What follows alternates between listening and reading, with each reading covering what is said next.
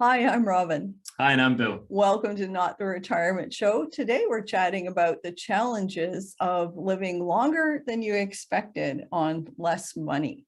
Bill, what's this one all about? Difficult one. This is a tough one. I'll try not to be too technical, but it's so important that, frankly, in the hundreds, if not thousands, of sort of things like interviews and online research that we've done, the number of people that get this one wrong is absolutely staggering. So let me try and help you out here. So here's what I'd like you to do. Get a piece of paper, draw a line down the center of the paper. On the left-hand side, write the word income, and then on the right-hand side, write the word capital. Okay.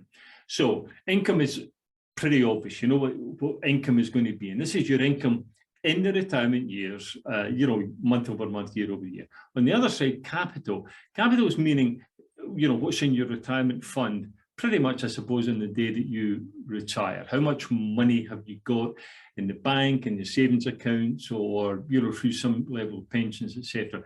That's on this side. You've done a retirement calculation, using a retirement calculator, and it's told you that for your lifestyle and what you want to do in life, you need, let's say, $1 million. Okay, so on the right-hand side, under capital, put $1 million. Okay. Now, there's nothing on the left-hand side at the moment. So the $1 million, it leads you into thinking that if I have $1 million, I'm going to be in good shape for the rest of my life. Here's my question: how long are you going to live? How long do you think you'll live? Now, if you live for 10 years and you want to exhaust the retirement fund, in other words, have zero, when you move on, so to speak, okay, 10 years, 100,000 a year, maybe you're okay at that, okay? But what if you live more than that? What if you live 20 years? So wait a minute, if I'm understanding you right, I mean, I don't know about the rest of you, but to me, $1 million, that sounds like quite a lot. So this $1 million, this is not a license to spend. No, well, I mean, I'm only using $1 million as an example. You make 100,000 if you wish. I mean, you will know what the retirement fund calculation has told you. It may say, if you need $100,000, that's fine. So instead of $1 million on the capital side, you put 100,000. But I still go back to my same basic point. How long do you expect to live? How long do you think you're going to live? Therefore, if you're going to live 10 years, you divide $100,000, $1 million, whatever number you want, by 10. And that will give you monthly and annual income, if you wish. So you can put that over the other side, okay? Okay, so I think we have to pause here and think about Bill's question: how long are you going to live? A lot of people will say, well, as long as possible. Fantastic, we agree. How long is that? Well, my mother lived to mid-age and my grandmother lived to that age. And yes, but you got to think about a couple of things here. And of course, as always, we're not medical experts. Talk to your chosen, trusted medical professional about all of these things as they pertain to you and your situation.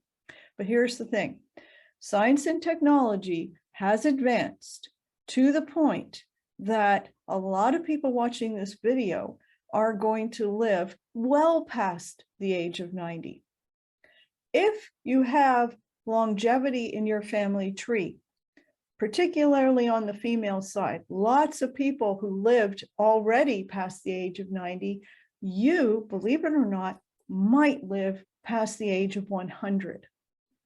So what you need to be thinking about is not just how much money do I need to live on a yearly basis, but how can I have the money that I need to live year after year after year, ideally indefinitely. Yeah, that's right. That's the point I'm making about how long you're going to live. And I'm not trying to predict how long you're going to live. All I'm saying is that whatever that number is, and whatever your retirement fund is, the capital number, that number, you divide one into the other, and that will give you, income on an annualized, kind of basis.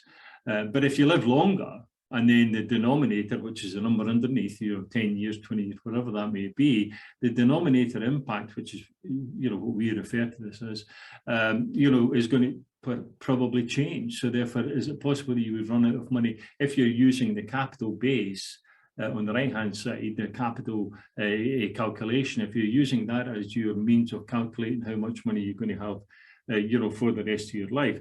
Therefore, let me try and move you over to the other side, the income side. That's the key to how long you're going to live, because if you can build your financial plan properly, then you're going to have income coming in every single year. So let's take a couple of obvious ones. A pension. Okay, you've got perhaps a government pension or a company pension, whatever. Now, if there are restrictions on that, then you have to recognize that. But generally speaking, that pension income will be with you for the rest of your life. So therefore, on the income side, you can put in that number, and therefore every year you're going to have that number of, that pension amount, however many pensions you have, that's fine. Okay, so that piece is okay. Now you've got investment income, hopefully, and therefore you're going to look at the amount of money you've got in the capital side, and if that's invested, that's going to spin income over to you. It's going to give you interest or dividend income or something like that. Obviously, if that number reduces, then your income's going to reduce. So it's the income calculation that you're wanting to look at and be clear about for the rest of your life. In other words, sustainable income is the key, not the capital or the retirement fund. They are connected because one spins off interest and dividends, etc., as I say, to the income side, but it's the income. In other words, if the income calculation on the left-hand side, covers your expenses and extraneous things, or house repairs or whatever that may be, then you're in good shape. A lot of people watching this video might go away, do some thinking, and realize that they have a bit of a gap between what, as far as they've calculated their income might be, and what their lifestyle costs. And here's where it gets a little tricky, because when you are young and healthy at the age of 65, it is quite easy to say, oh, I'll just keep working, or I'll get a part-time job, and we can keep living the life that we've been living up till now without making any changes or adjustments to our monthly spending, and somehow it'll all work itself out. We would definitely say that's a problem for a whole bunch of reasons, but generally because as you get older, you're not going to have the energy level that you might have at present.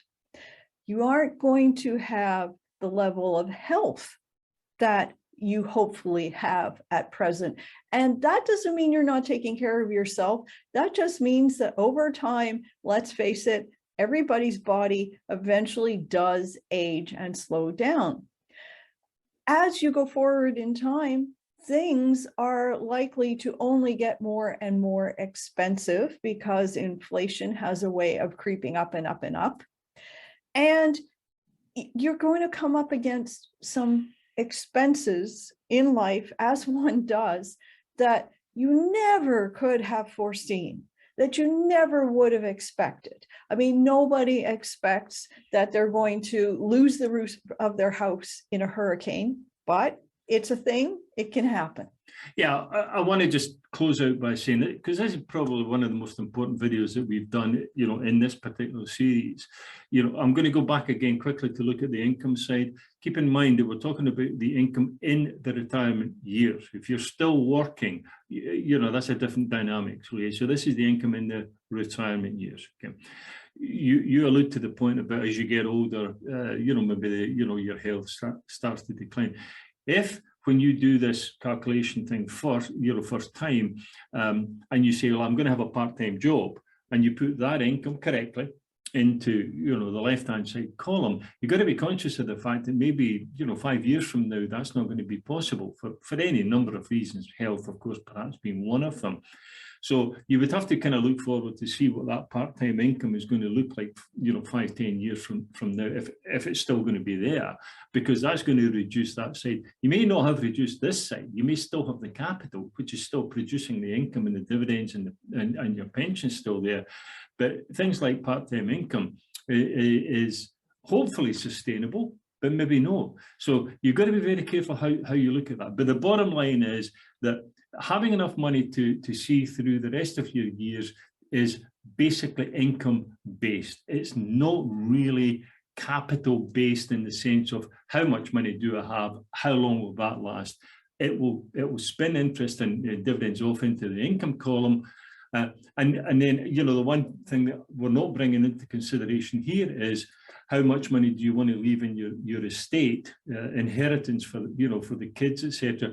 Well, obviously your pension income stops when you pass away, okay, but the capital side of it hopefully should still be there, and if there's any residual on that side of it, that's where your inheritance. But I think that's a different discussion. We'll take that up in a different you know, video. Sounds good. Well, if you're still watching, we must have said something helpful or insightful, so please subscribe to our channel and we'll chat with you again soon. Take care, everyone.